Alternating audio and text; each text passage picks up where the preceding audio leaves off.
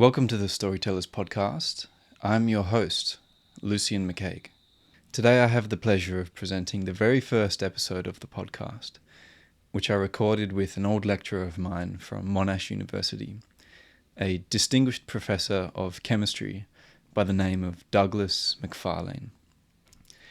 In this episode, Douglas and I talk about a range of things, centering around the theme of renewable technologies and sustainable energy. We talk about solar power, the current state of solar, particularly in Australia. We talk about battery technologies and the dynamic between solar power and battery technologies and new battery technologies. And we also talk about hydrogen and the hydrogen economy, hydrogen as a renewable and potentially dominant fuel source going into the future. And we also talk about ammonia, and in particular green ammonia, and the potential that that compound has to revolutionize the way in which we store and transport sustainable energies. So this was my first podcast, and it was a lot of fun, although it was also difficult trying to balance all the moving parts and make sure that everything was recording smoothly. As you can probably see and will probably notice in the video itself, I was having some camera issues, which hope I know the cause of now, and so that won't be a problem in the future. And I was also quite sick at the time with an infection that I suspected might have been COVID, but wasn't COVID. I ended up getting COVID a week later, but it meant that I was quite under the weather and not at my best in terms of talking or thinking. So that may have played a part in the way that things went, and I hope it didn't affect it too adversely. So, without further ado, I give you Douglas MacFarlane.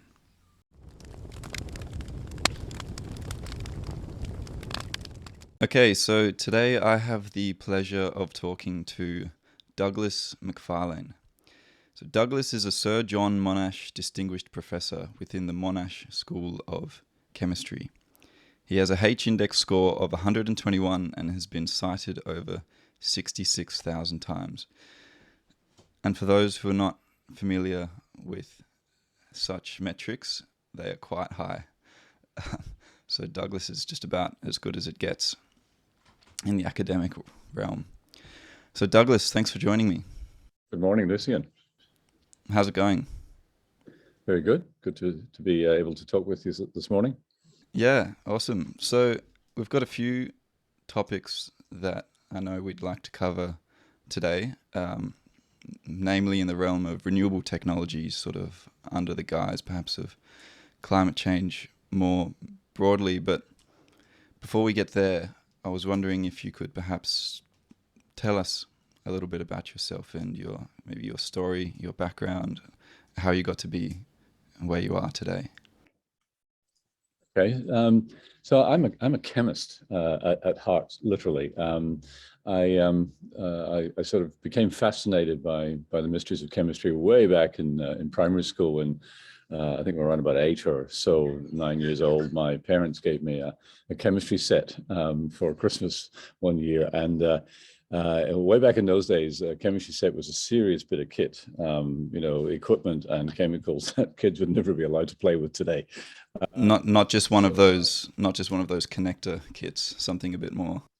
Something a bit more elaborate, absolutely. Yeah. And so over the ensuing sort of primary school and early high school years, there were fires and floods and so on, all of which, of course, increased my enthusiasm for the mysteries of chemistry, so to speak. And so literally from then on, I've always wanted to be involved in the world of chemistry. So then through university years and early academic years, I sort of realized that kind of where my interest most strongly lay, and sort of passion for solving some of the world's energy problems using novel chemistry. And when you ask, well, how do those two worlds collide? It's very much in the world of electrochemistry, which for those who don't really understand what that is, that's the underlying science of batteries and electrolyzers that make hydrogen and more recently ammonia. And all of that is a realm of materials chemistry. That these are materials that do significant reactions as soon as you start to drive current through them, and that's where we are today. So we're continuing to make new steps forward in new technologies that are based on new materials that fit inside these devices. The technologies of the future, in a sense. Yeah, awesome. Well, it's interesting to hear that you had that passion and desire for chemistry from such an early age, because it's not something that many people have at university, as I'm sure that you've noticed during your time there as a lecturer, is that sort of single-minded direction and self-awareness in that sense. And I'm sure that's contributed to your success in the field, having that passion. Indeed, there's always a few that come through every year that have that passion in one branch of chemistry or the other. I mean, chemistry spans all the way from developing new medicinal chemicals and materials to the sorts of things that we do. And I was talking to a senior student just the other day who I had, without having talked to her before, I suddenly realized that she really did have that passion and never really been perhaps ready to announce it to the world, so to speak, which is just okay. So I encouraged her to think that what she had always wanted to do was totally fine and totally possible, and I think so that then she hopefully she can move forward in her career with huge confidence. Yeah. Oh, it's something that chemistry is not an easy subject, and it's quite niche, and you really have to focus and hone in on it. So unless you have that passion, I think that it can be quite a hard thing to do. From my own experience as well, I very much enjoyed chemistry, but and I found it very fascinating for all kinds of reasons, which probably won't bother getting into, but to drag things on too much maybe. But though I sort of knew I didn't have the passion for it to complete it or engage with it at the level of employment or career, I always found it something worth doing. But could see that the people around me that really succeeded and did well were the ones that was them. They knew that. Absolutely, and chemistry is an interesting mix of relatively well understood and hardcore physics and mathematics, which of course is challenging for a certain kind of brain, so to speak. So some parts of chemistry, there are people. And this is more me who work well in that realm and feel comfortable with it. And then there's the another half of chemistry where people are much more on the soft science sort of brain, where they totally excel at the inspiration, if you like, of how to stitch things together in such a way to make a new molecule, and then the feeling of success that comes from actually making that molecule, doing the chemistry, doing the cookery. To some people it would look like cookery, that's fine. To some extent it is like cookery. Most chemists are very good cooks, by the way. I'm always suspicious of a chemist. You have to be precise with your recipe, right, don't you? With your reagents. Oh, you do. Your ingredients. That's right. You have to even understand why the ingredients have to be mixed in certain ratios. You see, so that's where the precision is necessary. But once you've done that putting things together in that sort of cookery sense, the buzz you get out of actually showing that you actually did make this molecule that you wanted to make in the first place. Maybe it had never been made before, and we have all the tools to really probe that at the atomic level. That's huge, and so that's a different side of the brain, a different side of chemistry. Oh, for sure. No, I certainly noticed that, the more literal, fundamental and mathematical side versus more the abstract, maybe conceptual type side of chemistry, I certainly noticed that distinction and found myself leaning towards the more conceptual side of things, I think. Yeah. So that's all. That's a whole conversation in and of itself. That those topics there, and the fascinating aspects of chemistry and physical science itself, and that's a conversation that I think we'll have at another time, something along those lines. But maybe now we can get into the renewable side of things. And to do that, perhaps we can start talking about solar power.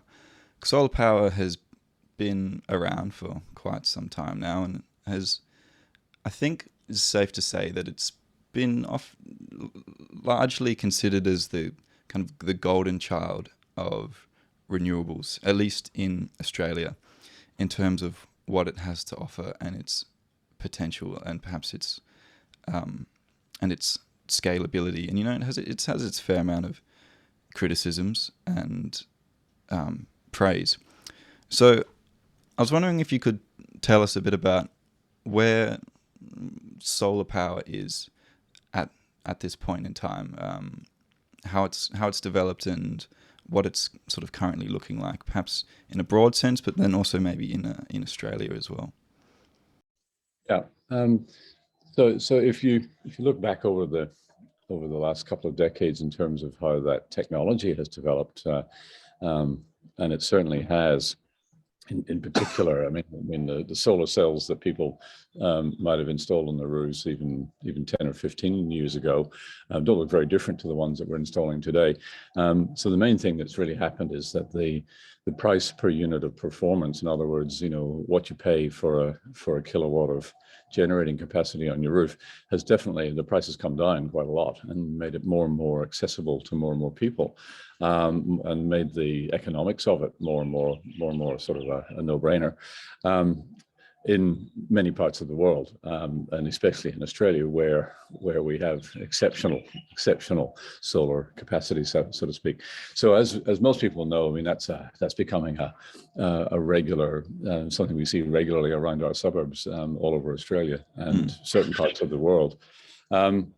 What's really emerging at the moment is the potential for huge solar farm type activities that would power either generate huge amounts of solar into the grids, into the local grids, and or generating power or of various sorts for special industrial activity. So go back to the point then that all over Australia, there's potential for major solar farm type installations going in, and there really are starting to pop up in most states.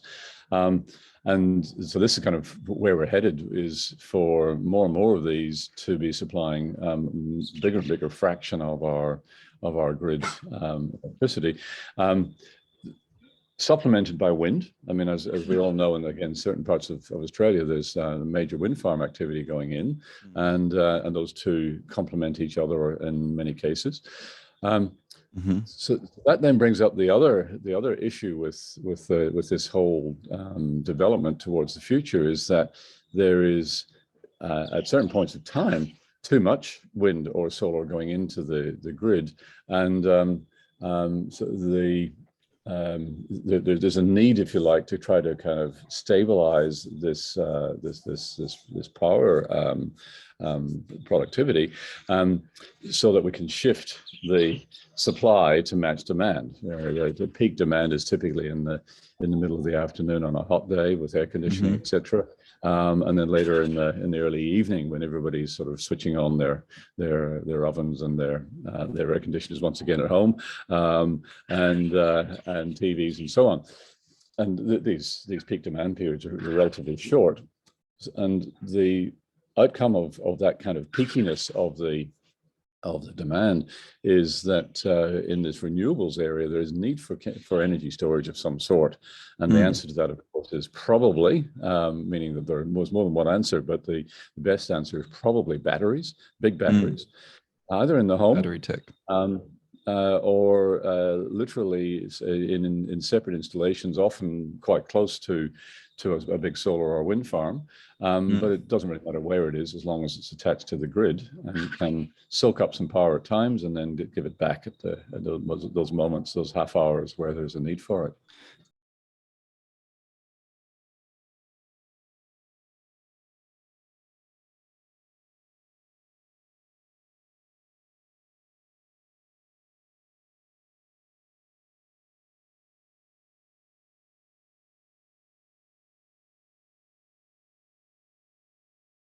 Sure, sure. In fact, there's a couple of different solar technologies around. And in fact, to answer this question, I need to immediately specify that we are talking here and in this conversation right now about photovoltaic devices. That's the more technical name for them, because there are other, and maybe I'll even mention briefly other kinds of solar technologies. Anyway, so with photovoltaics. Once again, there's two kinds, and I often refer to these simply as the physicist's version and the chemist's version. So keeping that sort of amusing distinction in mind, what most of us know of is the physicist's version, which is the solar material itself under the outer glass surface of the device that you see. Is basically just one big piece of semiconductor, usually silicon. And in a semiconductor like this that is exposed to light, we get effectively the light, which is made up of individual little packets of energy called photons, rain down on the electrons in the semiconductor and basically boost their energy, give them a kick of energy, which moves them into a different state in the semiconductor, which makes them very conductive. So suddenly we have electrons which are like electrons in a copper wire coming down the cables into our houses. They have that energy that's come from those photons which came from the sun, and all we need to do basically is to connect the solar cell up sort of plus and minus. The minus is where the electrons are. The plus is sort of the backplane, and what we will find is something around about a volt or a little bit less of. So the individual voltages that are generated aren't very high, so we have to kind of connect it up in series, like a whole lot of batteries in series. But depending on how much solar light is raining down, so the intensity of the sunlight, we'll get current. So it's actually a relatively simple device, but making the semiconductor and making it sort of pure enough to do all of this really well is quite a serious technology to do that. And have these semiconductors improved in efficiency or in productivity much over the past decade or so, in terms of how much power you get per, let's say, unit of exposure to UV radiation? Yes, there is sort of a theoretical limit that the physicists can work out as to how much, how efficiently you can convert one photon to one electron, and the improvements in the materials. This is back to materials chemistry and materials physics, have been progressively getting closer and closer to those fundamental limits of efficiency. Okay, so we're close to a point of limit, effectively, where we just can't go any further.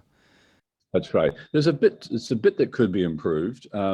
So that's continuing area of research, shall we say, and of course the price, doing all of that at a reasonable price is the other part of the story. So in fact, if you go into the solar cell market to buy some to put on your roof, you'll find that there's quite a price performance trade-off that is available, shall we say. There are cheaper solar cells that just don't work quite as well, or are bigger in area for what they can do, and then there's some really high performance ones that are smaller and more productive, so but more expensive as a result. Do you think, or do you have any idea of say a time frame between now and reaching that theoretical limit in productivity? That's an interesting question, because it very much depends on cost. I think the in the lab the physicists are quite close to some of those limits, but turning it into we're not so far away that that's something that's worth holding on for, so to speak. Because it's always a price. It's performance per unit. A price is what is everyone's. So whether you can ultimately buy one that is operating at that limit is going to be a question of whether you're prepared to pay for it, so to speak, and whether that's worth it as well. Yeah, whether it's worth it. Yeah, just because it's great doesn't mean necessarily it can do that thing very well. Doesn't mean it's actually worth the effort in a sense. That's right, and there's always this extra how you could put it variable here, which you can just apply to the situation, which is just bigger area, right? If you've got plenty of space, plenty of roof space, or if you're putting in a big solar farm, just plenty of land, you could just make allow the solar cell to be bigger, 20% bigger, for example, to get the those same gains. amount of power input. Yeah. Well, and of course we have a lot of room here in Australia, but often that room is quite far away from anyone and anything. And so that brings in the issue of transport of electricity. So either just directly grid transporting that electricity and through over long distances when you encounter issues like resistance and whatnot, I'm sure. And if you're not doing that, then you have to rely on something else, which is storage, which is batteries. So maybe now we can get into batteries a little bit, because batteries have been I think batteries and lithium-ion batteries and the idea of batteries have been certainly popularized, I think, quite a lot by Elon Musk through Tesla. That's sort of brought the idea of, with his Tesla wall battery, also the batteries that he puts within the Teslas themselves. And so now lithium-ion has kind of been the standard battery, and the phrase that's thrown around and what people often think about when they think of good batteries these days. So maybe we could talk about where battery technology is at the moment and its capacity to perform as we need it, say, with these very large solar plants, the economic viability, and perhaps what comes next after lithium-ion. Yeah, so lithium-ion batteries it's a relatively well-developed technology at this point. It's not an ancient technology. It's not like lead-acid batteries, which are also an option for maybe not grid storage because it would be so huge, but certainly for domestic storage. There are a lot of people who are off grid have been forever, and what they would often have installed since a long time ago would have been just a big bank of lead acid batteries, basically very similar to car batteries. I think quick point there. My intuition is that telling someone to put a very large, even though you might say, okay, put this really large lithium-ion battery in your house, and think, oh, that's fine, okay, cool. Put a very large lead-acid battery in your house, and they might say, oh, I don't know about that.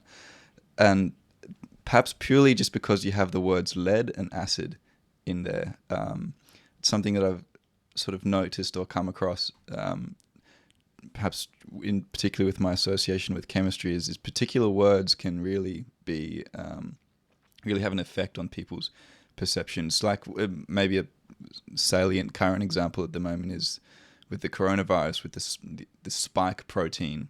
The fact that it's called a spike and protein, this sort of vague chemical term molecule, I think really hits on people's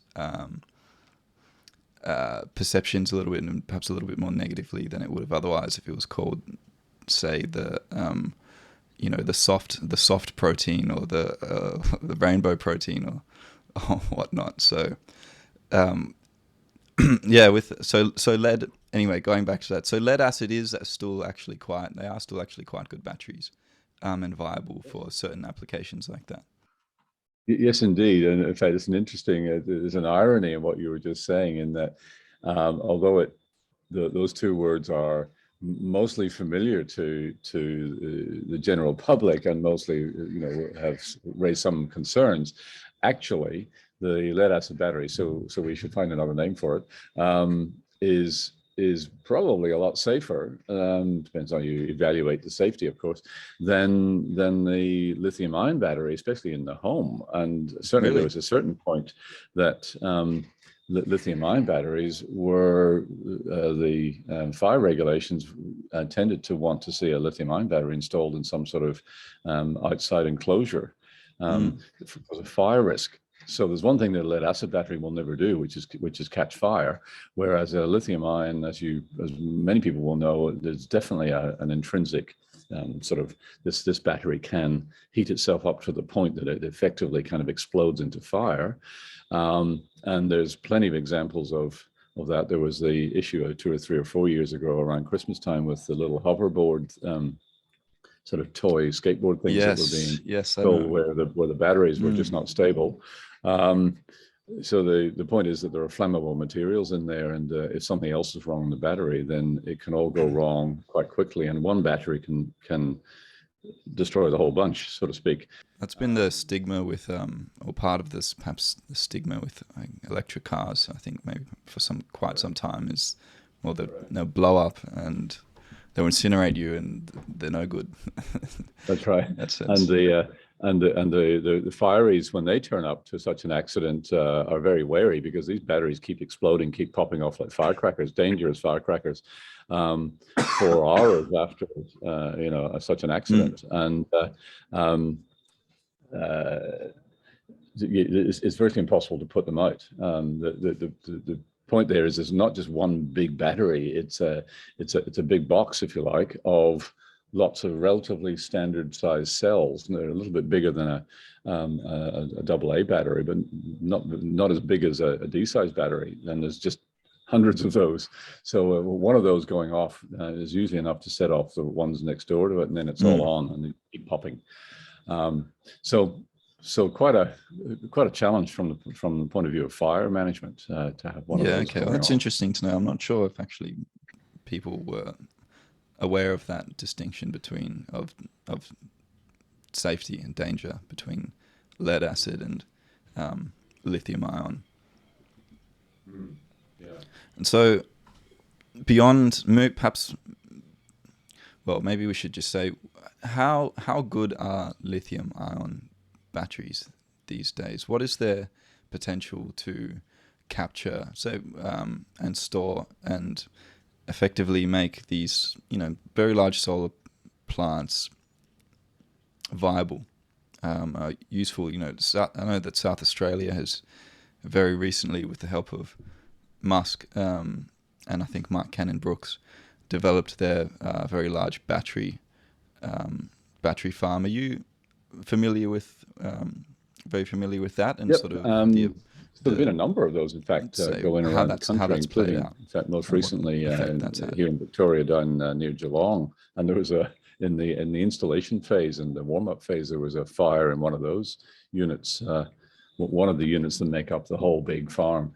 Anyway, that's been dealt with, and I think we're over that now, so to speak. So there've been a number of these big solar backup batteries put in various states, and I think are now doing their job relatively well. So they're definitely performing to the original plan. And in terms of how well they do their job, it's and how you would compare them with other battery technologies, it's a little bit a matter of, well, there's the price metric. So how much storage do you get for $1 or more like $1 million?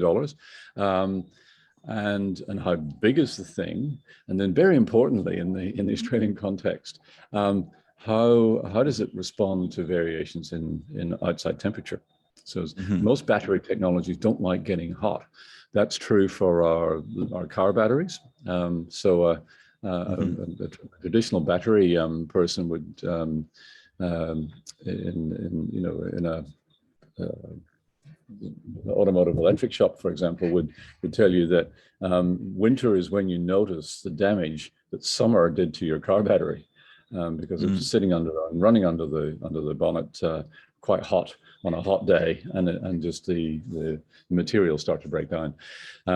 So outside temperature is quite an important factor here, and it's the same is true for lithium batteries. They don't particularly like to get hot either, or to run hot.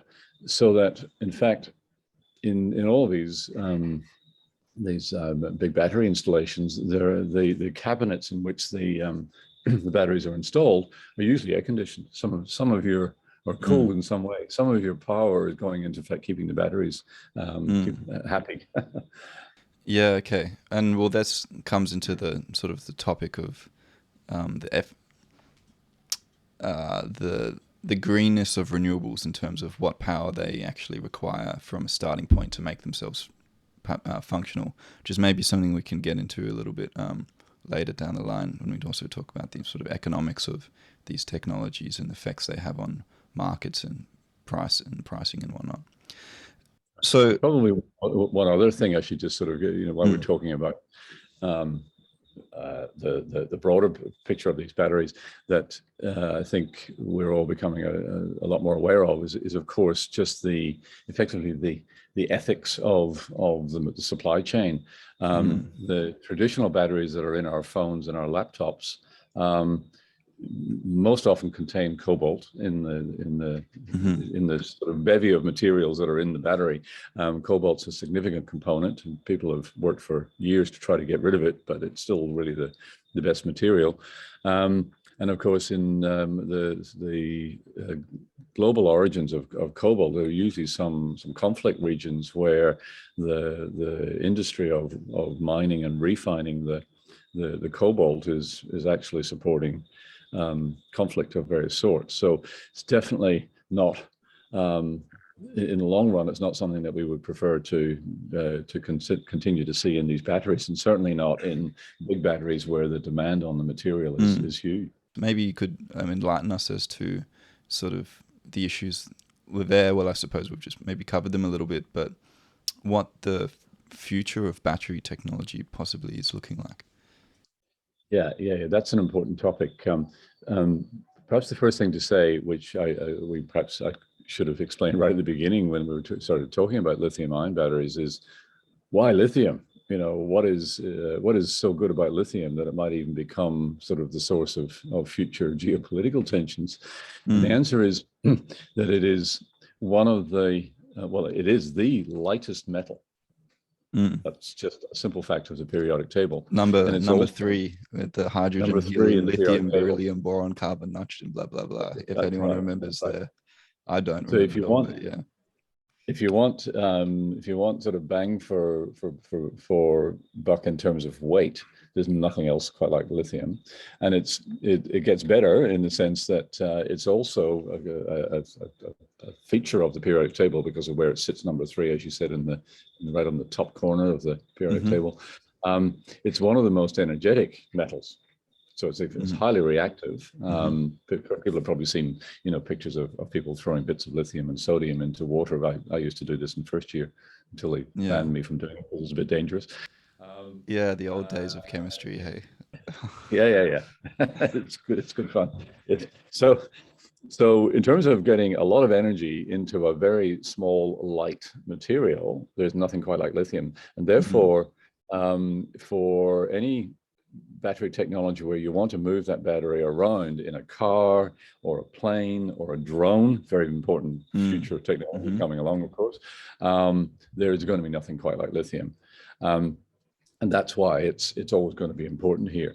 In terms of replacing it with something else that might behave similarly, but is going to be not quite as good, sodium has attracted a lot of attention. So sodium battery is basically very similar in many respects to the lithium-ion battery, definitely coming down the pipeline. Those will be heavier, but if it's for a storage grid level or even in your home, the sodium battery, it doesn't matter if it's heavy or heavier. Exactly. That's not a factor here, you see. So I think this field of battery technology will start to split into the the mobile applications where being light is extremely important, and the what we call stationary applications, which is the large scale energy storage, especially grid storage, probably going to be sodium or something else. That a number of other alternatives from that part of the periodic table that people are looking at, where weight is not so important. Do you think the market and industry will have the foresight to, or perhaps this will just be simply be decided by pricing mechanisms, but to make sure that, because as you said, the lithium ion is, well, actually, I'm not sure. Sorry, did you say that the lithium ion was a more effective battery, or just that it was lighter than the sodium battery? Its storage capacity is better, or? Storage capacity, very similar. Okay, it's very similar. The amount of energy that's sort of stored up in one atom of sodium, so to speak, is relatively similar to one atom of lithium, but it's just heavier. Yeah. Okay. So, because obviously maybe a concern there might be, well, are we utilizing our resources as they should be utilized, so that lithium is only consumed for the purposes of these smaller batteries, and the sodium and this new sodium tech is utilized for your ground-based batteries, so that you don't have suppliers or purchasers buying thinking, oh no, but that's lithium ion and I know that, and maybe it's got a slightly better storage capacity, so I actually will continue to buy these larger batteries for my ground storage, rather than utilizing the more, let's say, it's thematically sustainable sodium batteries in these instances, whether that'll be incentivized. Yeah, I think that will probably end up in pricing mechanisms. In other words, lithium and possibly cobalt might start to price themselves out of the large scale market, where you are spending literally, I'm just getting the order of magnitude here, right? Hundreds of millions to billions of dollars for very large scale storage. So therefore, saving 100 million or so on that, if lithium is starting to price itself out of that market, is going to be a significant factor in making that decision. So if you look at the price of lithium over the last 5 years, it has definitely been on a roller coaster ride, but generally massively upwards. So as demand increases, that is unlikely to be reversed, that trend, and therefore the other battery technologies begin to shine underneath that price rise. Yeah. Okay. Interesting. So we can pretty much still expect lithium-ion batteries in our smaller, more mobile devices, where that weight is sort of at a weight loss is at a premium, but perhaps for these larger ground-based tech, something more like a sodium-based battery when that comes onto the market. That's right. So laptop, phone, car, the ones that, and maybe drones, are all the ones that we will all sort of come across in daily life. Those will be lithium for the foreseeable future. But as you say, ground-based fixed storage devices could well switch to, say, sodium quite quickly if prices drive that way. And there are companies and research groups, including us in Australia, looking to develop. I think we could almost say that the technology is pretty well developed. It's just a matter of building up the market, getting the manufacturing going, and that's that we're looking at doing that in Australia, and getting the market sort of building for those devices. Yeah. Okay. So that's something that's sort of relatively current. Then it's not just a forecasted future thing. It's sort of it's all happening in this under the rug. Yeah. And then if we go back to sort of the other side of the battery has two electrodes, right? So we've just been talking about the metal side of it. The other side of the battery is where the cobalt is, and one of the alternate technologies that it's worth mentioning, as you said, there's an iron-based technology for the so-called cathode of battery in place of cobalt. In more detail, it's called the lithium iron phosphate electrode. So there's phosphate in there as well. And because it's iron, the iron is the most abundant, one of the most abundant elements, and is the most abundant metal. And that's terribly good step to get away from cobalt and towards iron. And if anybody who's listening is sort of looking at different buying lithium batteries for some, maybe replacing it in some device or other, like a power tool, you will see these on the market. They often have a slightly lower voltage than the lithium cobalt battery, but it's because of the nature of that iron electrode. It's okay if the voltage is a little bit lower, usually well within the realms of the capability of the device. Might be a tiny bit heavier, but as I say, if you buy that, you're buying something that isn't coming from a conflicted part of the world, which is which I think a good. I think what we should get to now, and a very interesting and current or topical topic, is hydrogen. Because hydrogen, it seems to me at least, is making waves in the media at the moment, and perhaps just more in the tech's public world, particularly with our own Twiggy Forrest at the moment, who has developed his new. And people that don't know, Twiggy Forrest is an Australian billionaire iron mining baron who has obviously made his wealth and fortune off of mining iron in Australia, but has just developed his new Fortescue Future Industries and has committed to being net zero, his company to being net zero by 2030, and is developing a massive green hydrogen plant.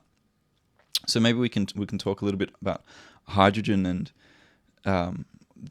what this hydrogen business is. What is a hydrogen? Its properties, and sort of how is it able to act as a renewable fuel source? So this hydrogen concept, shall we say, it's certainly not a new one, but it's definitely become very much more front and center in the last few years. Partly again out of this this question about how do we deal with the intermittency of renewables? How do we store energy time to time? Batteries are brilliant for overnight, short periods of time like that, but their capacity is limited for if you ask for a week. And of course, if you think about between seasons, for example, summer to winter, then the batteries just are not the answer at all. And then separately, a different sort of dimension to this is, okay, the discussion we've been having so far has been somewhat focused on a sunshine and wind-rich country like Australia, where everything we talked about is very feasible. But if you ask, well, how does the world solve its energy needs in very densely populated regions, especially all of the Asian countries to the north of us, where the population density is just so huge that the local ability to generate renewables is just not going to meet the demand. And then you come back to Australia, and it's very it's sort of famously pointed out by many commentators, including my group, that that the capacity for Australia to generate renewables is just immense. There's a map that we've published that shows the total amount of solar energy that rains down on different parts of the world totally over a year. So that's averaging up night and day, summer and winter, for a whole year. And then it's color coded. If you look at the colors on the map where this amount of energy is particularly intense, to describe it simply in an audio sense, there's nowhere on this map that's quite like Australia, for the total amount of energy is just massive compared to just about anywhere else in the world. And to give a sort of perspective on that, the same basic solar cell on a roof in certain parts of northern Australia, especially northwestern Australia. So let's just take the Pilbara, some home in the Pilbara in the northwest of Western Australia. The same solar cell there can generate 3 times as much electricity in a year than the same solar cell somewhere in Europe. So that's the 3 times is a sort of massive difference I'm talking about. And then if you draw a little sort of square on that map, and ask, okay, let's just think about 250 kilometers by 250 kilometers as a piece of land. Now, we're not ever really thinking about putting solar cells over such a, in one place. But just to kind of understand the calculation, if you draw that on the map of Australia, it's a relatively insignificant little dot.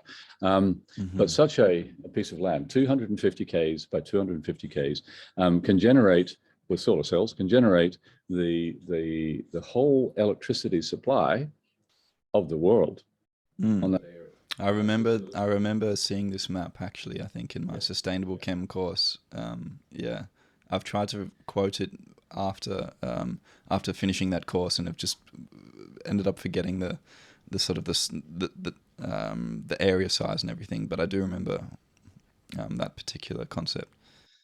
Yeah, it's a sort of it's a real eye opener, and for anybody who's listening from other parts of the world who maybe think, oh, okay, that seems like a lot of land you just talked about there.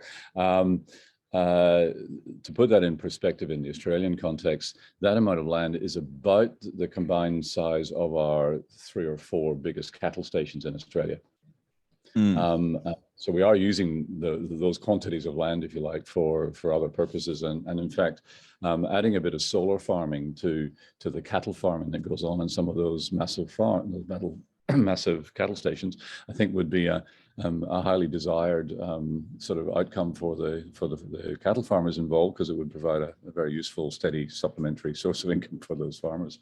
So land utilization, I think, is not a massive issue in this. However, I haven't quite got to the problem yet. So the capacity is there. I mean, Australia is not the only place where this could be thought of, but it's certainly one of the most promising parts of the world in this regard.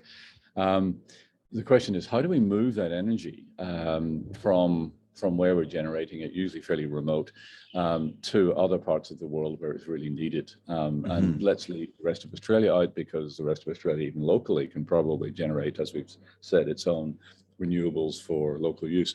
So how do we export it is the big question. And the markets that we might first think of are the markets in Asia to the north of us.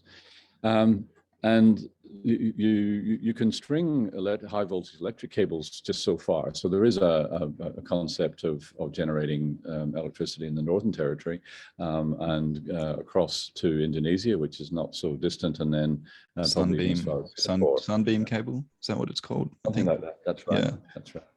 And that's possible, but it's stringing electric cables over long distances eventually creates a lot of losses. So the amount of power you get out the end of the cable is not quite what you put in the beginning.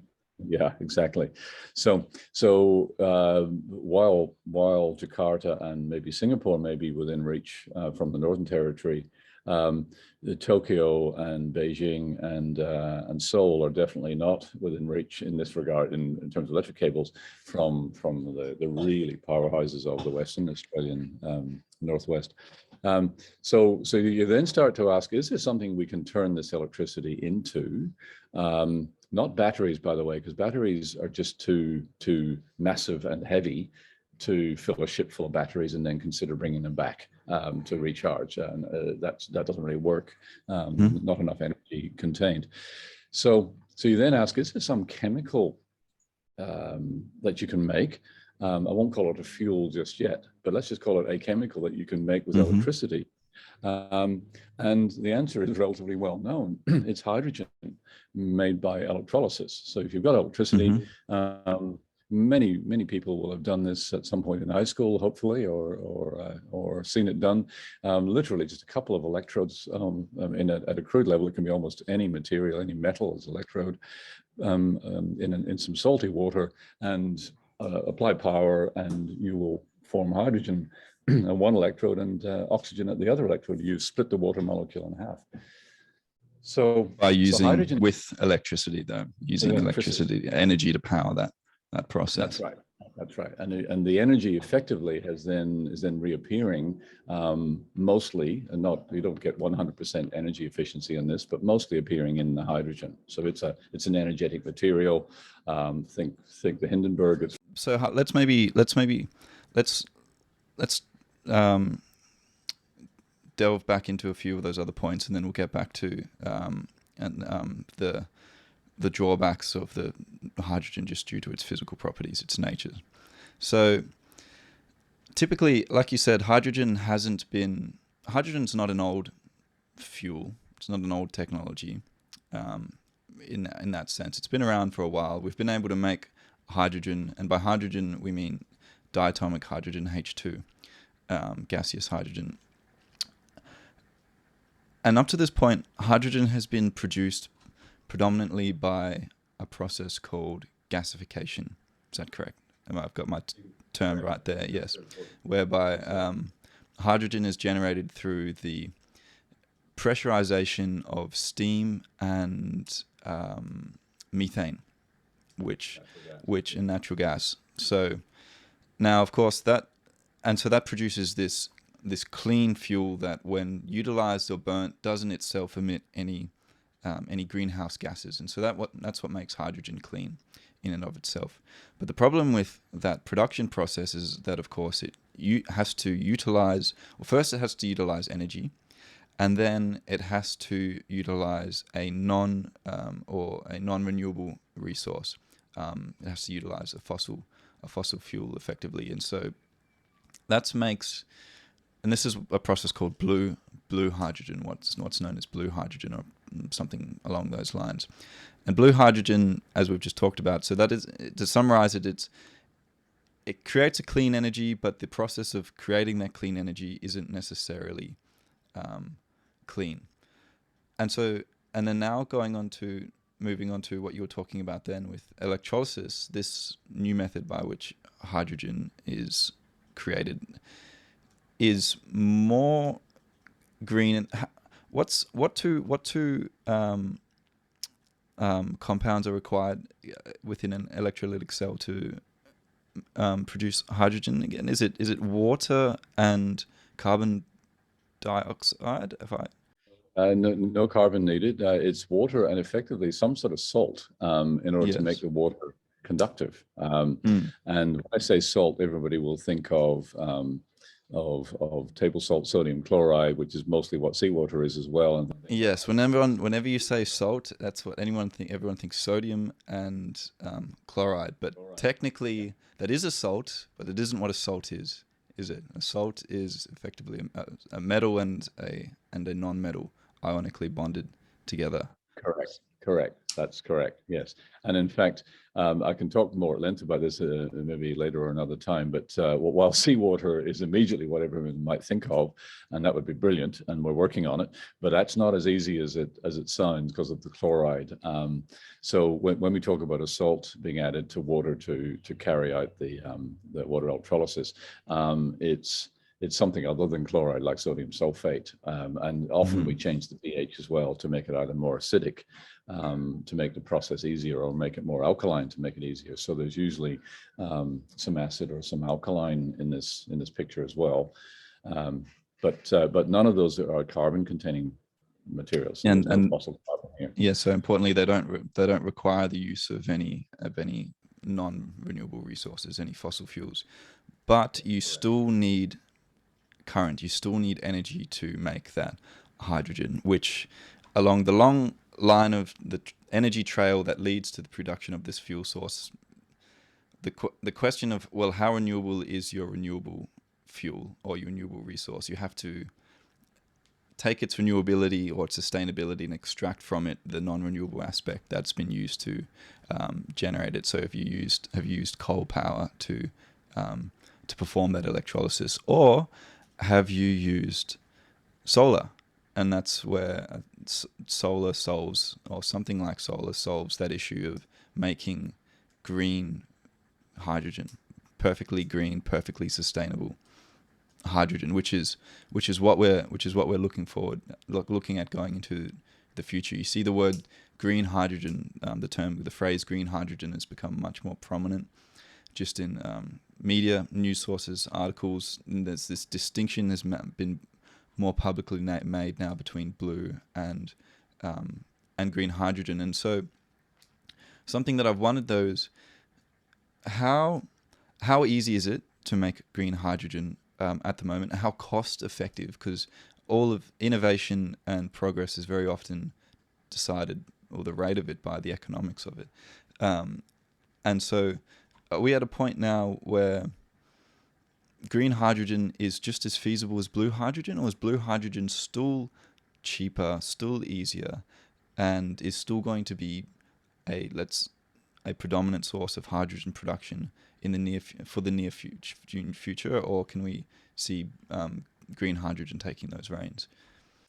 Right, that's quite a big and complex question. Let's try and tackle that. So let me make a couple of comments first of all about those colors, which are very important, but could easily confuse. Obviously the gas, we're talking about the same gas, hydrogen, which is colorless. It's all hydrogen at the end of the day. It's just how you got it. That's right. But we're trying to refer to the way that it's been made and its possible sort of impact, if you like, on climate change. And in fact, the range of colors that are described here are even greater than the ones we've just mentioned. So when we use the traditional method, as we started off talking about here, when we use a fossil fuel, whether it's natural gas or coal, which is actually quite an important source of hydrogen, and as Lucian said a minute ago, we carry out a chemical reaction which produces the hydrogen, but leaves the carbon which is in that fossil fuel as CO2, which is vented to the atmosphere. If that's what's going on, and that is the traditional approach, that's actually called black hydrogen. It's as much a fossil fuel as the fossil fuel that we started with, because we've still emitted the CO2. I'll come back to that in a moment. So then there's blue hydrogen is in reference to the idea, well, okay, let's just do that, but let's be smart about it and capture the carbon dioxide, and sequester it underground. So that's carbon capture and sequestration is a part of that blue hydrogen. It's necessary that carbon be sequestered for it to be considered blue. Meaning somewhat better than black hydrogen, but it's still got a fossil fuel source, and we're trying to deal with the carbon in some way, and that brings up all of the questions about the how smart is it to sequester carbon in some underground way? Is this a good smart idea? Is it expensive, etc.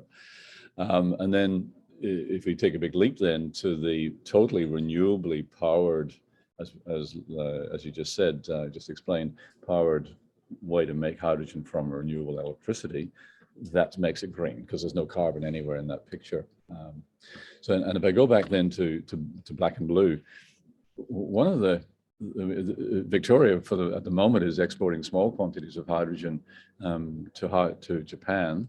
In principle, it's blue hydrogen because in principle the carbon is being captured and stored underground. One of the interesting things about that whole black and blue picture is that the responsibility, if you like, for dealing with the carbon and measuring it and including it in our national greenhouse gas emissions, which are of course so very topical. COP26 put a big focus on those emissions, where we're headed with our global, national emissions all over the world recently. So the carbon that is evolved from making hydrogen and shipping out, therefore, what appears to be a green fuel when it gets to Tokyo, it didn't start off being a green fuel, and the carbon that is emitted becomes the responsibility of the country that produced it. So what sort of happened there is we've allowed ourselves, shall we say, to shift the emission from the user to the producer. Yes. I'm not saying that's a bad thing, but it's important to have our eyes very wide open to this. So the more that Australia, for example, or any country considers making hydrogen this way and then shipping it out to a place where where ultimately we're helping them become green because they're using a fuel locally which doesn't produce any carbon. But back there, at our own expense, in a sense. it's at our expense. Yeah. So, and in principle, the blue hydrogen approach, the carbon capture and sequestration element of that concept, it removes the emissions problem, but it does raise big questions, both I think politically and environmentally, about whether carbon capture and sequestration ultimately at large scale is a good thing to do, whether it be for Australia or for the world, so to speak. And how viable carbon capture technology, or as a process, carbon capture and storage is. It really is. That's right. So quite a complex issue, so to speak. So that's kind of very current. That shift from black to blue and then to green. And now to green. Is happening at the moment. You asked the question how expensive is green hydrogen compared to blue. Blue isn't so commonplace because the cost of carbon capture and sequestration is hard to kind of get to pinpoint. Okay. But if you compare it to black, so just take that old versus historical versus. Okay, so my understanding, talking about blue, I think I was more referring to black, actually, where the fossil fuels that are consumed and then produced within that process are just released as flue gas, kind of thing, not captured and stored and then restored. But that is a fundamental technical part of blue hydrogen, is that capture and storage again. Yes, yeah. So the sad answer is that black hydrogen is traditionally quite a lot cheaper to make than green hydrogen. However, if you ask, well, what are the fundamental economics of those two things? On one hand, let's talk about black hydrogen. If it's made from natural gas, which is sort of the best process, well, the price of natural gas has been going through the roof in recent times, and geopolitical things that are happening around us, literally this morning, are probably going to drive those prices even higher. So that fundamental cost base is on the move, shall we say, for black hydrogen. Coal, well, of course, coal does have a very fundamentally inexpensive price. I mean, Victorian brown coal, which is how the apparently blue hydrogen that we're making and shipping out of Australia at the moment is being made, of course, can be produced at a very, very low cost, and that cost is fairly stable, shall we say, the supply cost of that. So that's the problem. The problem, if you like, in regard to most of the shift to renewables, is this terribly low base price of many fossil fuels, especially coal. Right. So if we were to compare the price of producing hydrogen, even blue hydrogen, that's allowing for the cost of capturing the carbon and putting it underground, it's still cheaper than what you might call the average cost of green hydrogen. But green hydrogen, right, depends on the cost of electricity. Right? And the cost of electricity is terribly variable because of the supply of renewables. Personal power plant. Solar plant. So the point I'm trying to make is this, unless you have your own. Correct. Or a different concept says, well, if you can afford to have your hydrogen plant sort of somewhat varying up and down, it's like sort of pressing the accelerator hard and then idling, except it's the reverse. We're either opening up the generator fully or we're letting it idle according to the price of power. Then the hydrogen production could be effectively soaking up excess renewables. When the wind is belting along at 3 o'clock in the morning, our hydrogen electrolysis cells could be running at full tilt. But at 6 o'clock in the evening, when everybody's turning their air conditioners on, it idles down to nothing, or almost nothing, not quite nothing, but no. So then the price of power that is going into the hydrogen cells could be on average much lower because nobody else wants it. Okay, and without overtly affecting the price of power for everyone else, within Well, it might actually assist the price of power for everybody else because it would encourage more installation of wind and solar. Interesting. Okay. And so now moving on to hydrogen as the fuel source itself, as you briefly mentioned, there are some issues with with hydrogen and with its at what points it is also how it is most effectively used and how it is most productive. So whether it's in a gaseous form, so it's effectively firstly its calorific value, depending on sort of what state it's in, whether it's in this sort of supercritical type state or whether it's in a gaseous state or if you in a solid state kind of thing. But then also how you transport it. So there was within my sustainable chem class, there was a very gripping picture that I think Yasha gave us, and that was a picture of a fuel tanker over here that was this size, carrying just regular fuel, and then a hydrogen tanker over here that was like this size, trying to carry the equivalent calorific value, energy value of hydrogen. And that's because it's not nearly as dense as these other fuels and takes up so much more space, and so it has to be that has to be contended with and pressurized. That's right. That's the issue with hydrogen, is that while it packs a lot of energy per unit of weight, so per kilogram, it's very, very, very attractive, and that is precisely why it's used in rockets, because you have to lift all that fuel off the ground initially, and there's nothing quite like it. But in terms of volume, it's very, very much a matter of, most of the time that we would use hydrogen, it's in its gaseous state, and then it fills a very large space, shall we say, at room temperature.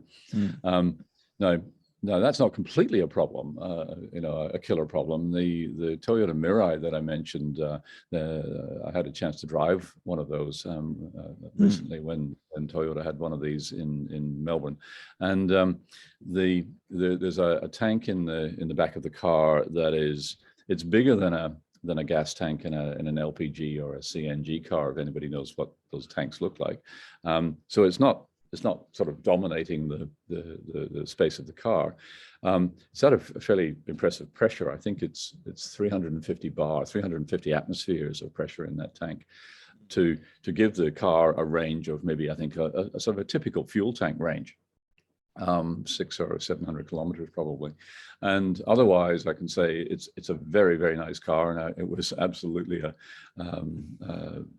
joy to drive. It's sort of like driving an electric car. You wouldn't know that it was running on hydrogen and on a fuel cell, not until you look for a place to fill up. But when you do fill up, if the infrastructure is there, then the fill up is much quicker and more kind of traditional almost than filling up than charging an electric car. So you might say that as a fuel, all of that is tolerable if everything else, so all that infrastructure of getting the hydrogen to the fill station is available. And there's virtually no penalty in driving the car. In fact, it's a great drive. And how does that fuel cell work within the car? Is that it's not, like you said, that's not the direct, say, combustion of hydrogen, it's the conversion of hydrogen into electricity, effectively. Correct. So since we've talked about a lot of these devices today, so perhaps I should start by describing a fuel cell as being almost the opposite of our water electrolysis cell. So in every respect, it's a very similar looking device. It has two electrodes, it has an electrolyte in between. And whereas our water electrolysis cell consumes current to produce hydrogen and oxygen, the fuel cell does the exact opposite. It looks very similar. It takes in hydrogen, it takes in air, well, the oxygen in the air, and on the appropriate sort of catalysts on the electrodes, regenerates the electricity that we kind of started with. So in a sense, the electrolysis cell and the fuel cell as partners make up something that in a box together would look externally very much like a battery. You put it at one moment, you put electricity in. Somewhere in this box, you've got to store the hydrogen that's produced, but that's perfectly feasible. And then later, you resupply the hydrogen to this cell or to a different cell in the box, and out comes the electricity again. So in a big box, it would look like a big battery. So the fuel cell is the reverse process of the electrolysis cell. Yeah. Okay. And so where are we? Do you think in terms of hydrogen becoming a more commonly used fuel source for whether it be for cars or for electricity production more generally, or just in other uses and the infrastructure surrounding that in general? The answer to that question a little bit depends on which part of the world we're thinking about. I think in most parts of Australia, I think a lot of our daily energy use is going to be supplied by renewable electricity, battery storage. We've got the capacity to generate all this energy if we can store enough of it to sort of smooth our supply and demand so they equal each other. The hydro storage is a huge part of that picture as well. So that description of hydro as being a big battery is quite a sensible one. So I think in Australia, largely we're probably going to end up with maybe a very electric sort of country, shall we say. However, so hydrogen might have a small part to play in that, maybe for industry, for example, and so on. But it doesn't make sense to use electricity to make hydrogen and then use the hydrogen to make electricity in that sense, does it? Correct, because there is a penalty in that. By the time you've done all of that, by the time you've made the hydrogen and then regenerated the electricity again in the fuel cell, comparing energy out compared to what you put in round numbers, probably only getting about a half back of the energy, right? The rest of it is gone, if you like, in the processing. So you're not going to do that unless you really need to store that hydrogen in the middle, right? Perfectly sensible concept, for example, for remote area, for mines and remote farms and so on. Huge capacity to generate energy. Huge need for energy. Think of those big mining trucks. You're not going to run a mining truck on electricity very readily. They're just so massive, and the amount of energy needed to pull that massive weight of ore up the hill, so to speak. A hydrogen is one of the options then for generating what you might call a renewable fuel that can be generated on site and delivered into the truck. All of that is sort of starting to happen. And I think one of the reasons that companies such as Fortescue are very interested in all of this is because they can turn their mining operations completely green. At the moment, they use a lot of diesel for all of this. All of that diesel could be displaced by hydrogen or something else that we haven't talked about yet.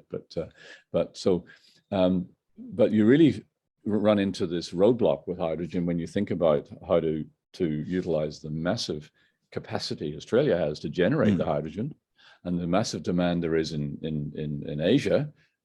How do you get it there is the question. And then you run into a roadblock because the ships that would need to carry this hydrogen just to do so efficiently, even remotely efficiently, we have to liquefy the hydrogen. So we're very used to shipping out liquefied natural gas, LNG, and most people will kind of imagine those ships with the big bulbous spheres on them as one form of LNG carrier. The hydrogen, unfortunately, is even harder to liquefy at low temperature than natural gas.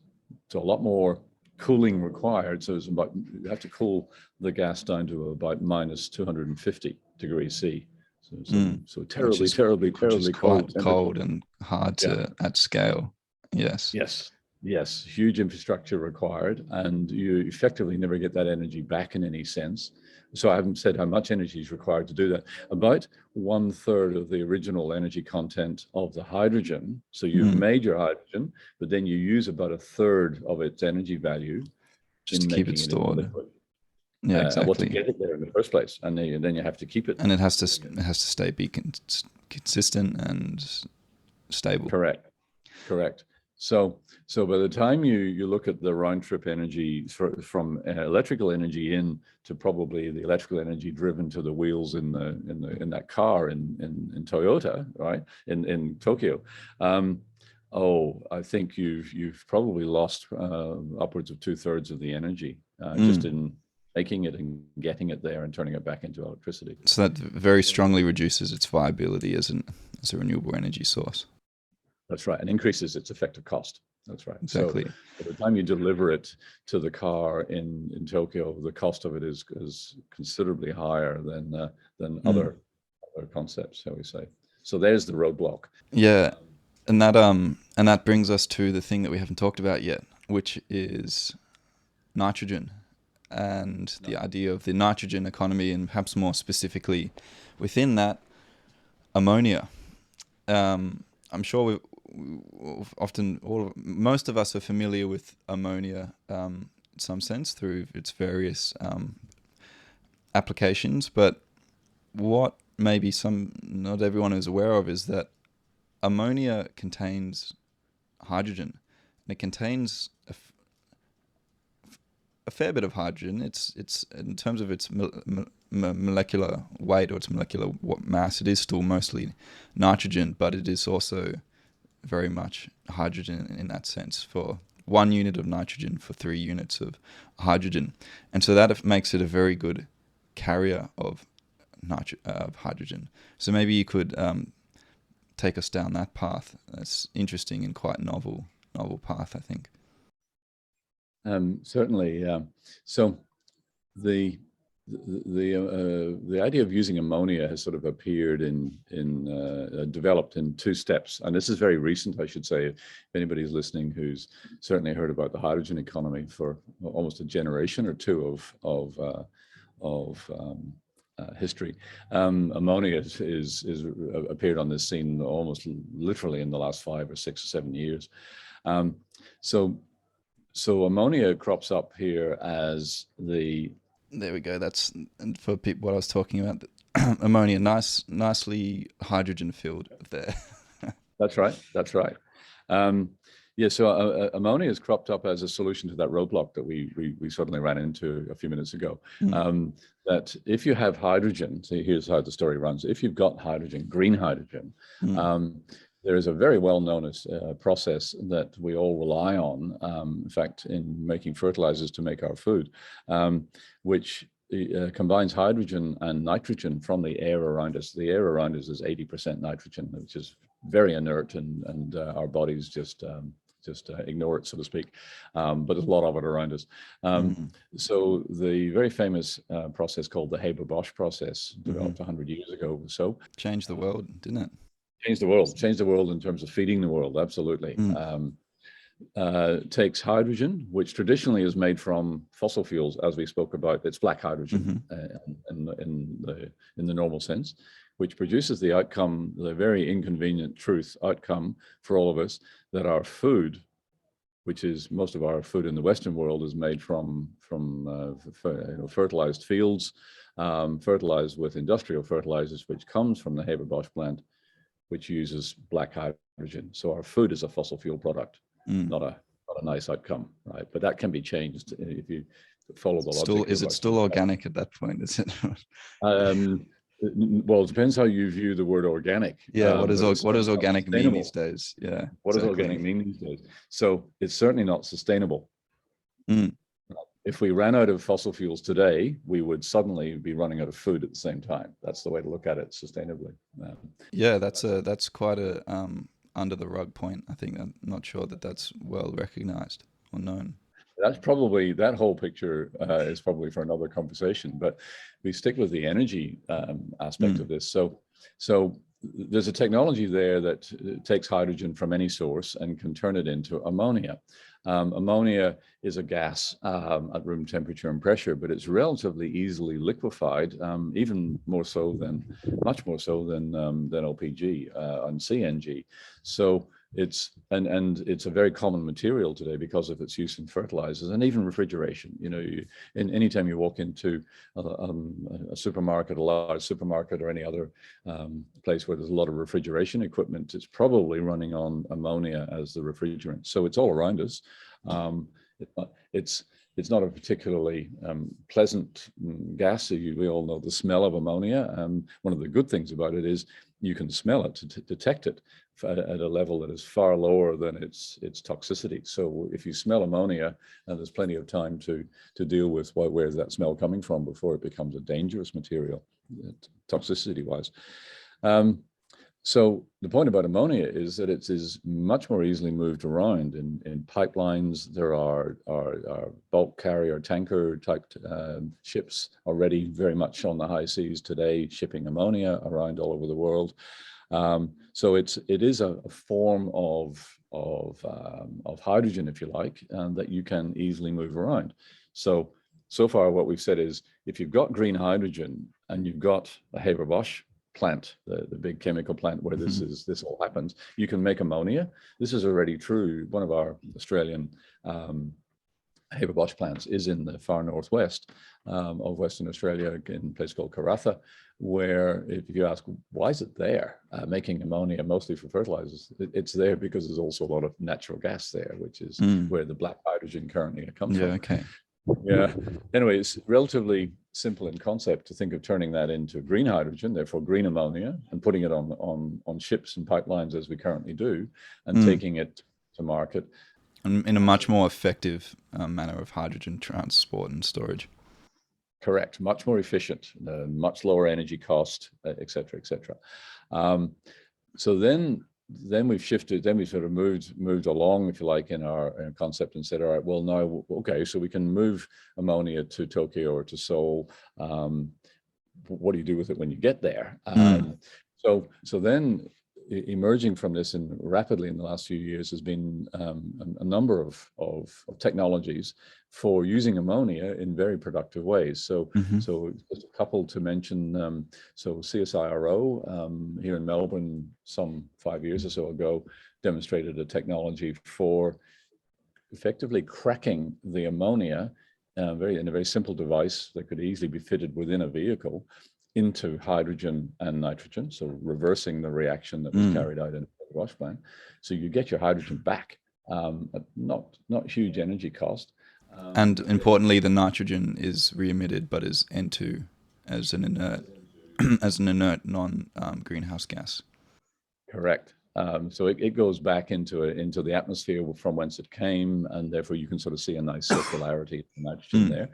And then the hydrogen can be used in our Toyota Mirai or other vehicle, or in any other way that you want to use hydrogen. So hydrogen is a sort of a clean burning fuel that you could use a little bit like natural gas. So in many senses, think of hydrogen in this regard as being like using natural gas. Okay, so ammonia, or green hydrogen and nitrogen, Haber-Bosch to ammonia, then ammonia back to nitrogen and hydrogen, which can then be burnt again. So you've obviously got a lot of steps there, and so that hydrogen that is then eventually utilized to burn in the car at say the final step. Have you lost? You've obviously lost some energy along that, or have you? That's the thing. You haven't lost any energy along that way. I really have. It's one of the sad, effectively, rules of chemistry. It's called the second law of thermodynamics, but it more or less says whatever you do as a process in chemistry to get it to go to reasonably to a complete sort of transformation, you're almost always going to lose some energy as heat. That's sort of just required in the world.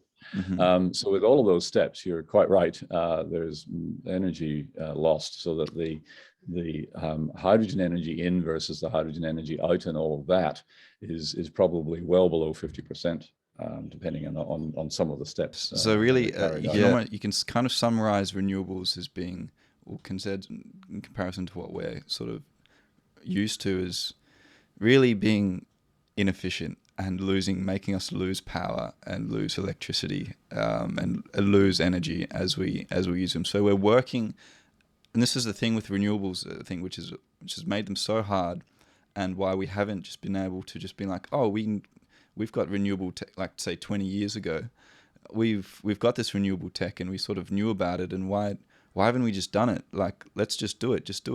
Stop being so committed to coal and to natural gas, and like, can't you see that the world is blowing up, that it's warming? It's like, well, we've kind of got to work against the tide here, a little bit with these processes, whilst making sure that you keep your energy and that it doesn't shoot up in price, and that you can still live the life that you would like to live. It's what it's kind of eventually all often boils down to, that point there. Yeah. So the key to resolving that, what looks like a conundrum, there is a way that resolves itself, which is the increasingly cheap cost of energy in the first place. So those losses of energy, what not desirable, although to some extent they are inevitable in chemistry. We did a lot of chemistry steps in what I just described, and so one strategy is to remove some of those, and I'll explain kind of what's happening there to do so in a moment. But the other thing, of course, the kind of good news in this is that, well, the significance of the loss of energy becomes less and less as the cost of the energy in the first place becomes less and less. And that is a huge trend in the world today, is that these big solar and wind farms are producing at increasingly less and less. And to put that in perspective, most of us in Australia are paying something in the order of around 20 to 25 cents per kilowatt hour for our electricity into the house. There are big solar and wind farms around the world that are producing renewable energy at 1 cent per kilowatt hour. 1 cent, right? Now that's quite radical and quite new. Some years ago, even 10 cents would have been considered radical, but now it's sort of headed towards 1 cent a kilowatt hour, and that's pretty massive. It's a severe decrease in price, isn't it? Actually. That's right, but it just shows you what's possible. So we've got to be careful not careful. We've got to be very much keeping an eye on, well, if energy can be produced that cheaply, then kind of what does that mean for the rest of our thinking? You see, so then to come back to kind of where is the ammonia story kind of evolving given the costs and all of those steps that we just went through. There are possibly two to mention. One is first and foremost about the idea, well, you don't need to turn it back into electricity to use it. Sorry, into hydrogen or even into electricity to use it. You can actually use ammonia as a fuel. Now that's removed. I just removed effectively two of the steps in which and that step of cracking, I imagine, involves a catalyst and a rare element. Rare element, and as always, a certain amount of loss of energy. And there's also if we're wanting electricity, there's also the fuel cell has sort of disappeared out of that picture as well. So you can use ammonia directly as a fuel in a relatively traditional engine. And this is not a new idea. In fact, there were buses in Belgium famously running on ammonia in the Second World War because ordinary diesel oil was in short supply, and it wasn't a very significant change to the engines to change them to run on ammonia. And there was a fleet of 100 buses that ran around Belgium in that part of the world, and that engine technology has never really kind of disappeared. Some enthusiasts almost have continued to develop and sort of demonstrate cars and vehicles running on ammonia from a tank of ammonia that looks like an LPG tank in the back of the car. So in the last 5 years or so, the focus then on engine technology running on ammonia has just increased radically to the point now where we can confidently say that big marine engines running, the shipping technology of the world is rapidly focusing on ammonia as the shipping fuel of the future. And there's more I can say as to why that's been the chosen fuel. That's interesting. Maybe we can just touch on that for a second, because I haven't heard about that really much at all. And maybe that's just because that's not hitting my information. Notice my camera's just turned off there for a second. I'll get that going again in a sec. That hasn't, for whatever reason, that hasn't sort of pervaded my information space, and maybe there's plenty of reasons for that. But it's not ammonia as a direct fuel source like you're talking about there. It's not in the public's eye, really, as far as I know. It's very much solar and now hydrogen, and perhaps you can't have, well, it seems that maybe there's something going on here where you can't have too many different conflicting fuel sources and things all going at the same time, particularly in the public eye, because it's like, oh, well, what is that? How does that work? But what about this thing over here? And where do you divert your resources and your interest to? You can't have everything all at once, right? You have to pick your goals, and you have to choose your sacrifices. So what you're saying, though, is that even though ammonia is perhaps in the more commonplace sense not being put forward as much, or it's not being utilized in industry, it is actually starting to take hold. That's right. And I think the reason that it might not be, shall we say, sort of hugely part of the big discussion in Australia is that the nature of the discussion is very much regional in the global sense. As we were saying before, probably Australia, the big discussion is just how far can we go in renewable electricity in Australia to satisfy almost all of our needs. Ammonium and hydrogen might never be a big part of the picture for you and I, domestically, so to speak.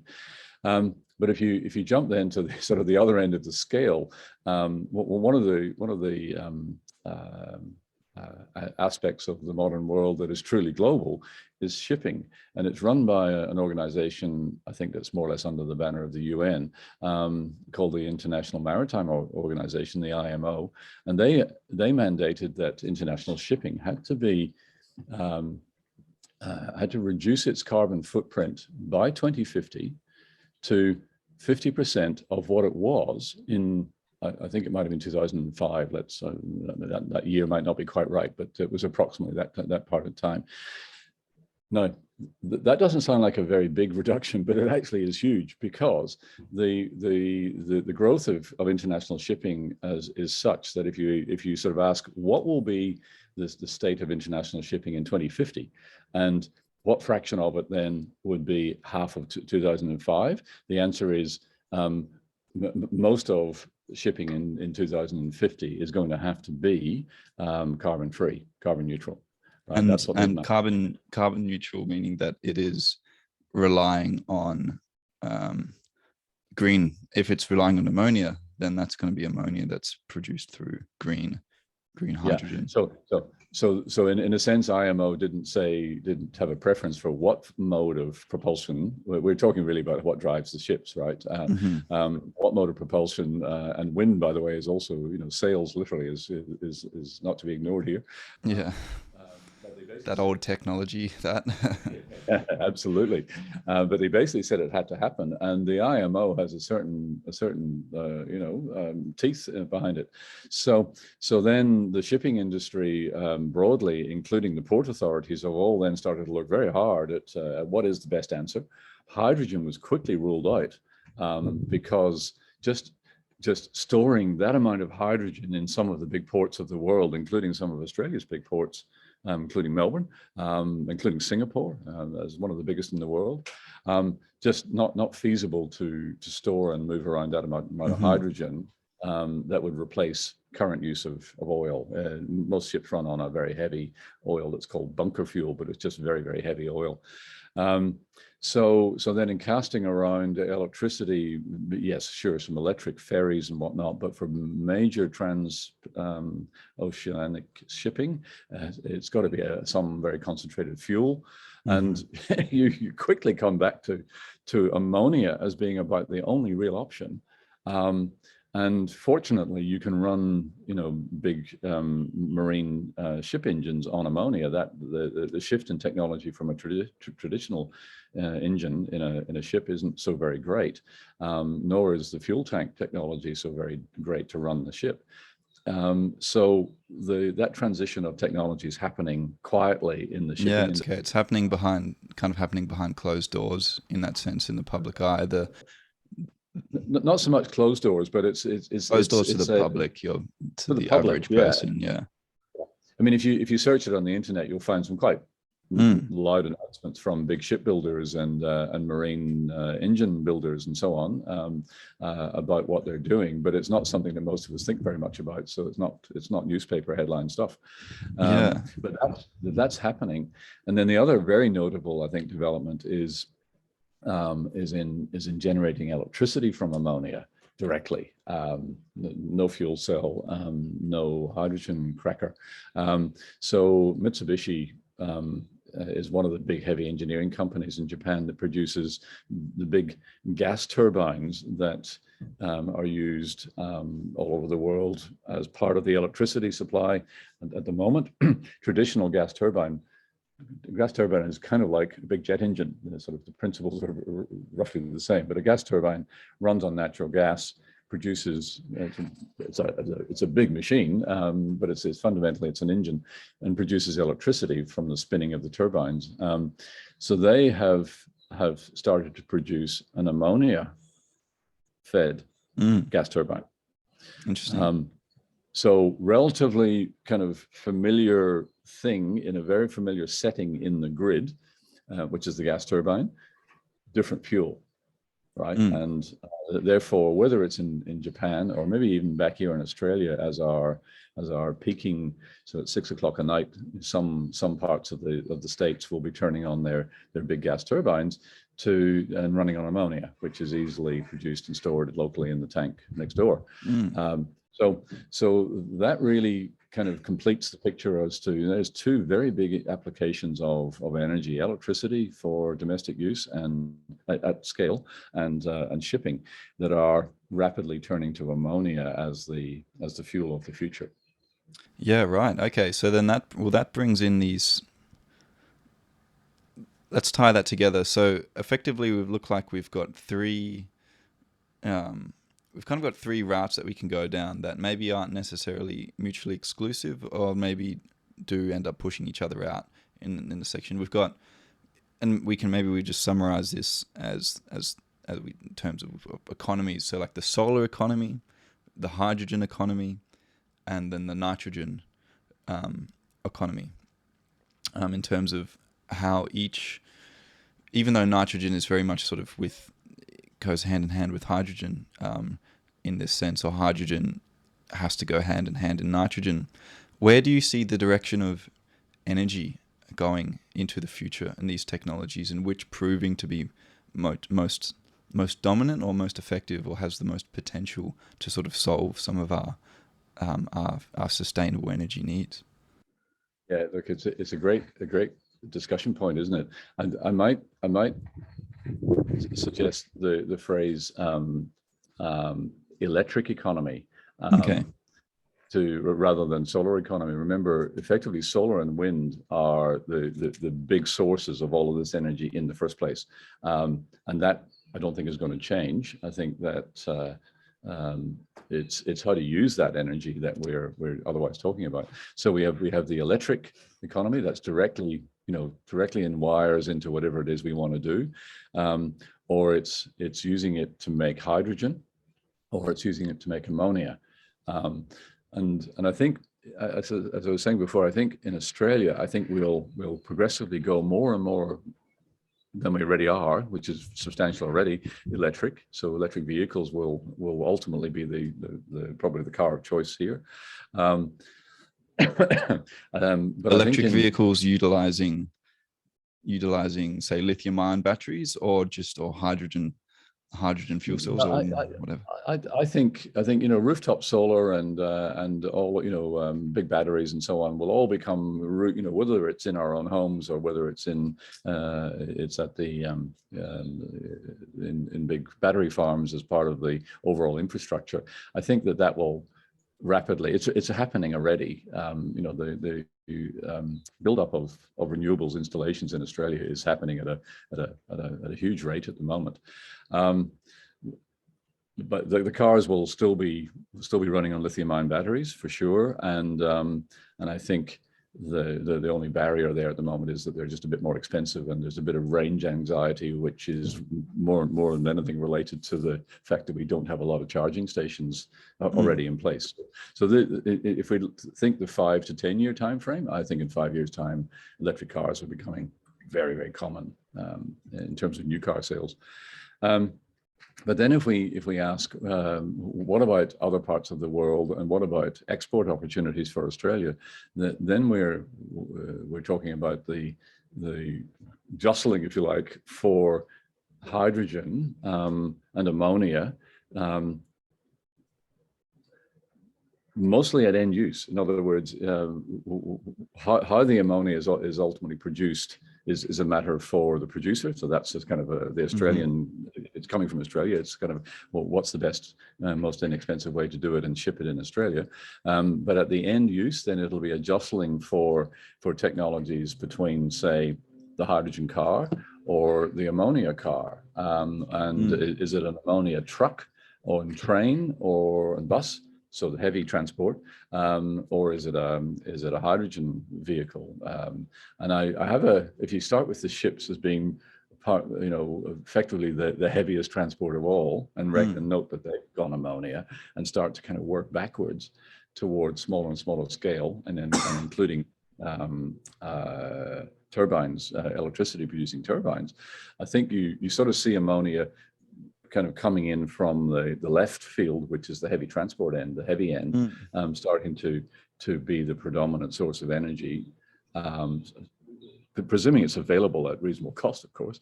And that it doesn't have doesn't have overt risks with transportation and storage and use as well. That's true, and that's possibly why probably true, despite the issues with lithium-ion batteries and exploding in cars that we've talked about, but probably the safest of all technologies. None of them are safe completely that we just talked about. But let's remember that fuel oil, kerosene, diesel, and petrol aren't totally safe either chemically or fire hazard. They're not. They're not completely safe. We're just very used to them. We're very used to them, right? It's a relative thing, you see. So I could see electric sort of dominating at the domestic level, just because it is intrinsically the safest of all and probably the easiest to distribute and pay for. But at the heavy and professional technical end, ammonia, and then those will sort of move in from left and right field, and then the question is, where is that point in the middle where other technologies have? Well, that's interesting. That's very interesting to hear, actually. This idea, because that's sort of you're laying down your confidence there in ammonia being a technology of a fuel source of the future, and that's not really something that's just talked about at all, and I'm sure it's going to take some people by surprise when suddenly the prospect of an ammonia, my car, I can get a car that I fill up with ammonia with fertilizer, something along those lines will be quite novel and interesting, and we'll have, of course, like all these new techs will be blasted with criticism and this and that, saying why it's no good, and then why it is good too. So it'll be very interesting to see that landscape shift over the next, as you're saying, over this next, say, decade, and perhaps going forward, how these two come together and converge. Absolutely, Lucy. And at that point, is probably quite appropriate for me ethically to to declare a conflict of interest. I think that's always the right thing to do in a discussion like this when one is making predictions. Yeah.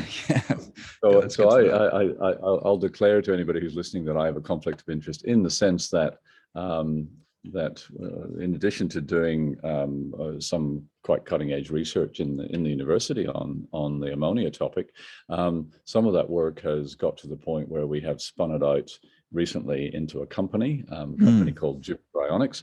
What was that? Sorry, say again. Jupiter Ionics. Jupiter Ionics. As cool. the planet. Very cool name. Anybody who's thinking, well, what on earth has that got to do with ammonia? And the answer is, this is sort of a bit of a tricky thing to know, that, and I'm not the only Trekkie that's involved here, by the way, that the atmosphere of Jupiter is substantially ammonia. Okay. So it's a common chemical in the interstellar sense. So yeah, fascinating. So I'm a shareholder, obviously, in that and founder of that company. So I do have a vested interest in that vision, in making it sound good and making it be good. But you're also, like you said, you do the cutting edge research. So you're on the forefront of you're pioneering this technology, and you really know what's going on in this space too. So you have a leg to stand on when you talking about its viability. Yeah, I hope so. Yeah. Awesome. Well, that's very interesting. I hope that goes well. It'll be Jupiter Ionics. Interesting to see what comes out of that. And so that I'm not sure how much you're willing to give away about it, but that you're essentially they're privatizing the process of developing new ammonia related tech. Is that, or processes? Yeah. I can certainly talk a little bit about what Jupiter's technology is and where it's headed with it. So if we go back to the question that we discussed at some length here of how do we improve the whole ammonia technology pipeline, so to speak, that we talked about, where we started off with electricity and we ended up with energy at the wheels or in the home. And how do we improve the overall energy efficiency of that overall pipeline, so to speak? So one of the aspects of that deserves attention is right back at the chemistry aspect of this.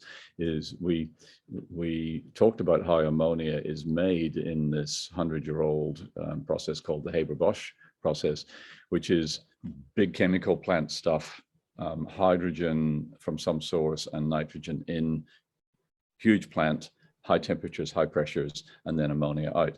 And the energy efficiency of that step alone, you put hydrogen and evaluate, as chemists do, the amount of energy that's effectively contained in that hydrogen in, and then take ammonia out and then evaluate how much energy is in that, literally by burning them both. That's how it's done. It's very simple. On a very good day, you might get 60% energy efficiency. So 60% coming out of what you put in. In more average terms, it's probably more like 50%. So that's already a big factor in our energy loss, shall we say, in this overall picture. So removing that step and simplifying it is part of the goal. Now, what we've learned how to do, this is now cutting edge science of the last 5 years or so, of which our group has been, I think, sort of fortunate to be able to be at the forefront of, that we completely remove the Haber-Bosch from this process. It is not part of our process. What we do is that sounds like that's not an insignificant thing as well, considering how significant the Haber-Bosch process is itself. World, correct. Absolutely correct. Right. So what we do is we go back up the process, if you like, to the water electrolyzer, which is producing our green hydrogen. If you remember that was where we started with in terms of trying to make ammonia in our previous discussion. So we go to that water electrolyzer and we tweak it. We tweak it in such a way that it's no longer making hydrogen. It's taking in nitrogen from the air, relatively simple matter to organize that. And the electricity is not producing hydrogen, it's producing ammonia directly. Interesting. I see. So we've removed one huge part of the process, which is both energy consuming and quite capital expensive, costly to build that plant and big stuff. And we're producing very small devices. If you look at some of the pictures of our devices, they're laboratory small, which can take in electricity. It takes in water, it takes in nitrogen, and it produces ammonia in what is otherwise an electrolysis cell. So the process is not mysterious. It's just a tweaked version of the original water electrolysis cell. It's quite exciting. And is that on? I'm assuming that's on a relatively small scale. At this yes, point indeed. in time. Our laboratory scale, produces fractions of a gram at a time. We run experiments for up to a week, but and produce a few grams in quite small devices. But that's more than enough for us to really sort of very, very accurately quantify and compare our productivity with how much electricity. To assess the sort of the base effect viability of the process, that it works how you want it to work. That's right, and there's a lot of sort of tweaking of how we do it and the detail, if you like, over the recent years. And one of our metrics, if you like, here, one of the first metrics is to try to get to the point where all of the electricity that we put in, according to a very famous law of electrochemistry, effectively called Faraday's law. So Michael Faraday, 200 years ago, was sort of proved this law that one electron in should produce one step of noticeable chemistry. And we can, in the case of ammonia, it takes, if you take one nitrogen molecule, that's two atoms of N in one molecule. If you take one of those, it should take precisely 6 electrons to make two amounts of ammonia, two atoms of ammonia, 2 molecules of ammonia, precisely 6. No more, no less, right? If it's more, there's something very wrong in our measurements. If it's less, there's probably something else going on as well, which is not good. We don't want to lose electricity into something else. So Faraday's law is pretty absolute in this regard, right? If it's not 100%, the consequences are to be figured out. So reaching 100% is a major goal, and I'm pleased to say that in quite recent times we haven't actually published the details yet, but we have managed to get very, very close to 100% Faradaic efficiency, meaning every electron in, it quantifiably produces the ammonia that it should out. So Great. That's kind of where we're at in the process. That's very interesting. I'm sure that sounds like it's going to have some role to play going into the future with what we've just been talking about with ammonia. So we've been going for quite a while now, and now there was one. I have one last particularly pointed question here to ask, just to sort of wrap things up a little bit, and it's quite relevant to Australia and what we were inferring earlier about talking about now, which is the cost of, my camera's just gone again, the cost of electricity. And so that question is, can Mike-Canon Brookes buy AGL and close Australia's power stations and not jump electricity prices through the roof, disproportionately affecting certain demographics within Australia? Absolutely, he can achieve that goal. I think it's important to recognize that the timescale is relatively long, so there's plenty of time for this plan to unfold. 2030, I think, was the timescale, and the plan also involved significant further investment in the renewables that are going to replace the capacity that's going to be shut down. The coal-fired capacity is going to be shut down at that moment in time, and that renewables investment that was part of the plan would inevitably involve some storage batteries, some big storage batteries. The technology of all of this, of course, as we've said before, is developing rapidly, and if I can just remind everybody of one sort of key key set of numbers is that so the price that you're talking about is for our an average around Australia, sort of something in the order of 20 to 25 cents a kilowatt hour for electricity. Renewables can be produced today at 1 cent. 1 cent. 1 cent, right? 1 cent, right? So the renewables that Mike-Canon Brookes is planning to put in could probably be produced with a bit of storage, maybe slightly more expensive than that, but that is still massively cheaper than the current cost of coal-fired electricity in Australia. If you ask, well, what is that typically? It comes and goes a bit. It's sort of around about 4 cents is the actual base production price of electricity it depends on the state, it depends on the coal, et cetera, et cetera. So I'm talking very rough round numbers here, but the point is there is no reason at all, in fact it's already true, that renewables can be produced much more cheaply than coal-fired electricity. Therefore, with sufficient investment and a good number for investment, I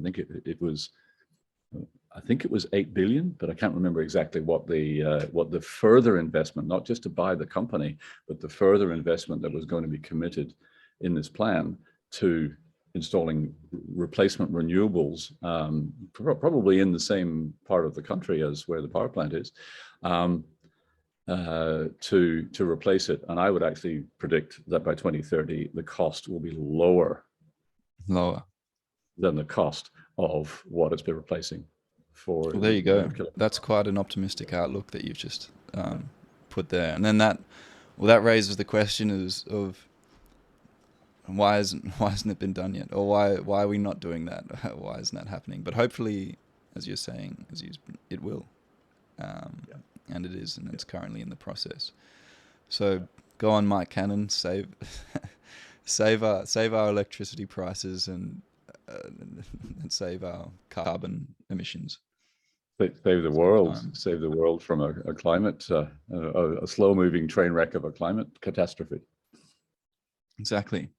Well, Douglas, that's been very informative. Thank you very much for your time and for blessing us with your expertise and knowledge in this area. I think we covered just about, or a lot of what there is to cover, I think, in the realm of renewable tech currently.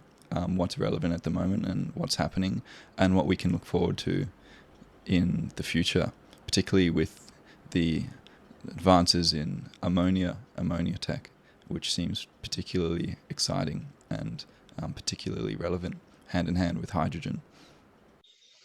You're most welcome, and I look forward to chatting with you on some other topic in the future. Yes, and we have something planned. I think a part 2 for this, which talking about perhaps the philosophy of science more broadly, and maybe the function that universities serve or should serve and are not maybe serving.